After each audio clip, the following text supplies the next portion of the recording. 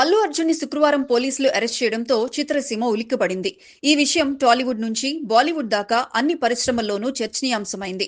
అగ్ర కథానాయకుడు చిరంజీవి, ఆయన సతీమణి సురేఖ, నాగబాబుతో పాటు పలువురు సినీ ప్రముఖులు అల్లు అరవింద్ ఇంటికి చేరుకుని ఆయన్ను ఓదార్చారు. కె రాఘవేంద్రరావు, నటుడు రానా తదితరులు కూడా వెళ్లారు. పలువురు సినీ ప్రముఖులు అర్జున్ కి సంఘీభావం ప్రకటించారు. బాలీవుడ్ కథానాయకుడు వరుణ్ ధావన్ స్పందిస్తూ జరిగిన సంఘటన బాధాకరమే, కానీ ఒక వ్యక్తినే బాధ్యుణ్ణి చేసి నిందించడం దురదృష్టకరం. భద్రతాపరమైన అంశాల్ని నటీనటులు ఒక్కరే చూసుకోలేరు అన్నారు. కథానాయకుడు నాని స్పందిస్తూ సినిమా వ్యక్తుల విషయాల్లో అధికారులు, మీడియా చూపించే ఉత్సాహం సాధారణ పౌరులకు సంబంధించిన వాటిలోనూ ఉండాలి. జరిగింది దురదృష్టకరమైన ఘటన, అందులో అందరి తప్పు ఉంది, ఒక వ్యక్తి బాధ్యత వహించడు అంటూ పోస్ట్ చేశారు. కథానాయిక రష్మిక మందన్న స్పందిస్తూ ఇదంతా నమ్మలేకపోతున్నా, జరిగిన సంఘటనలో ఒక వ్యక్తినే కారకుల్ని చేయడం నిరుత్సాహానికి గురిచేసింది అంటూ వ్యాఖ్యానించారు. సమిష్టిగా బాధ్యత వహించాల్సి ఉన్నా అది కనిపించలేదంటూ కథానాయకుడు శర్వానంద్ స్పందించారు. మైత్రి నిర్మాతలు రవి, నవీన్ తో పాటు దర్శకుడు సుకుమార్ అల్లు అర్జున్ నివాసానికి వెళ్లారు. సుకుమార్ ని చూసి